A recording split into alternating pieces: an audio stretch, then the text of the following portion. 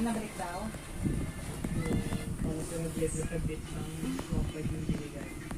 Pero nung nakaraan daw kasi sa araw ng 2,000. Diba na parang maliit kasi dalawang araw, tig 1.5 lang. Okay na rin, no? Kasi yung araw na yun, maulan. Saka walang pasok, edi suspended, edi kung ano, wala rin siya, holiday ata nun. Okay lang naman. Kaysa naman dun sa ano. Sabi ko kayo kasi dito gulay. Pag-gulay 600. 600. Wala. 8 hours din. Nasa kanya na kasi kung ano na siya diniskarte. Eh, kung hatid lang naman muna doon sa asawa sa umaga, edi pag ano, mag-park siya, magbiyahe si tricycle. Alam mo